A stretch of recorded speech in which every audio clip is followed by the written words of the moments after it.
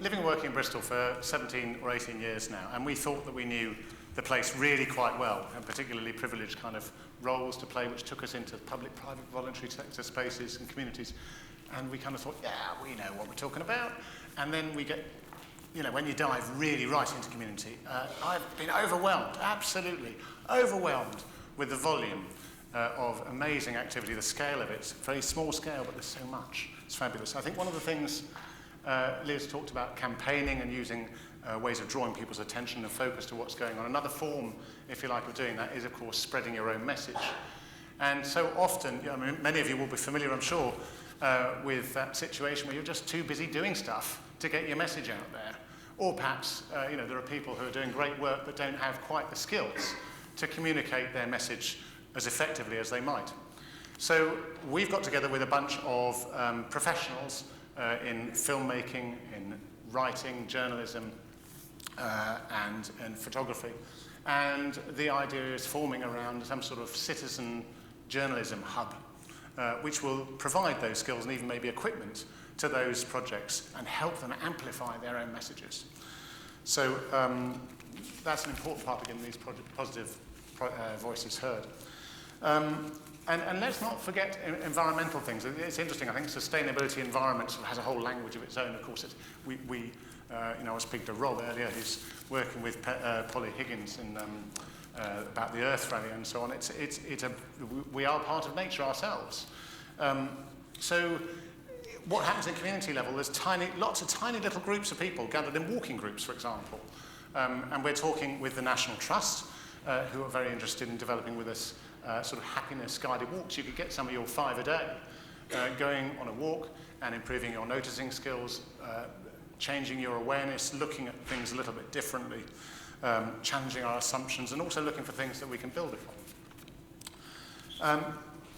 But what about this bit Anthony talked about, how hard it is after, you know, post-16, you know, is all hope lost? Well, certainly not, I would hope. What about business? What happens to business if we shift the goal? Quite often these are disconnected kind of conversations. So it was great to hear Henry Stewart here talking earlier about partly how we can tackle that.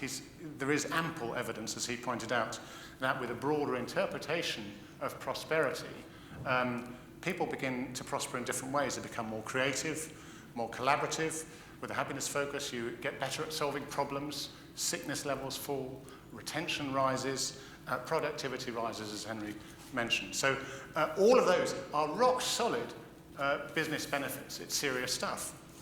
So by offering tailored workshops and training that's similar to the work that we're doing in community, we can help businesses adjust to a new kind of economics, the kind which Richard has been promoting for some time.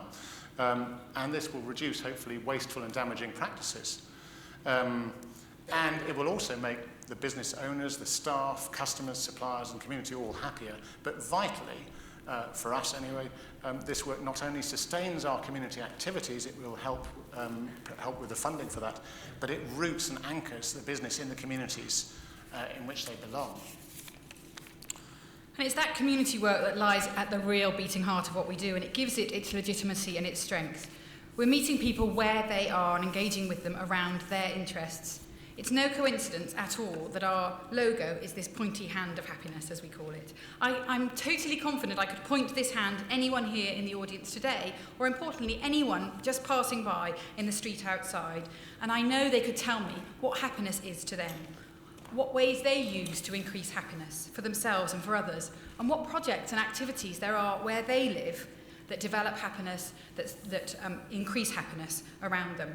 You don't need, as we heard earlier, to be an ologist of any description to know a bit about happiness. And it's that incredible wealth of knowledge, of solutions, of resources and capacity, which we're uncovering and spotlighting with our pointy hand. Then we're inviting people to tap into it, engage with it, share and celebrate it with people across the city. I'm going to tell you 2 very quick stories. Eunice, the lady you can see in the top there, she is one of he mentioned, the 1 million isolated people. She's 95 and she lives in Knoll West, one of the most economically, at least, deprived areas of Bristol. She came to one of our events, not having left her home for months. By the time she left 2 hours later, not only did she have a huge smile on her face, which is obviously important, But her long-term isolation had really, really been swept aside because the community, not us, the community she met at that event, through the conversations we started, they met with her and sat with her, and by the time she left, she had bingo to go to on Tuesdays. She had silver screen to go to on Thursdays. She was going to go to coffee mornings on Mondays, and she had trips arranged by coach on the weekends.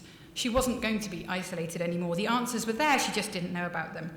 Another woman called Julie had just lost her job as the project she'd been working on had lost its funding and the cuts. She scoffed, to be honest with you, at the time, about my timing about talking about happiness. Huh, who are you? You've all heard that, I'm sure. We had a conversation, and she got really, really animated and passionate about what she'd achieved. I kept pointing out the skills, the knowledge, the resources that she was sharing with me.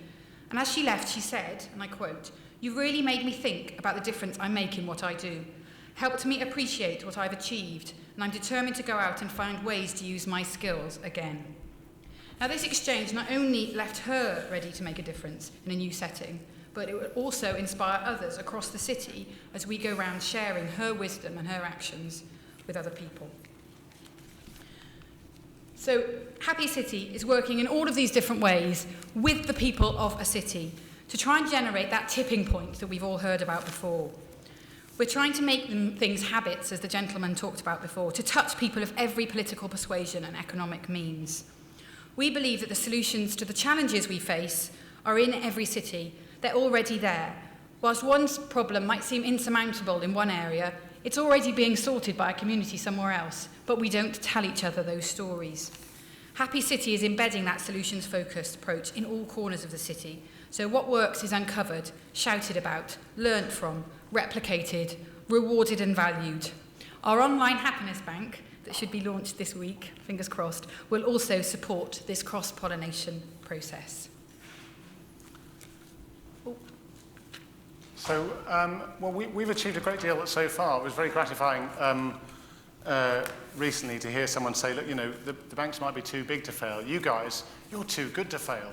And that was, wow, that's a wonderful thing. And I think something like Action for Happiness is vital to us, to be part of a greater movement, to be part of a group of people like you, and of course all those people who couldn't get in today, who wanted to be here. I think that we really have a realistic opportunity now to change the way things happen. We're working at a city scale, Action for Happiness are working at a national scale, and many people have their own other scales of work. You know, we're really confident that the time is here and now for change. That Action for Happiness in particular will play a big role in encouraging and sustaining the energy around this, and all the things we've been talking about today. So we're looking forward to building ever stronger links with the movement across the coming year. And it remains only for us to say thank you again to the whole Action for Happiness team for doing such a great job. Thank you all for listening.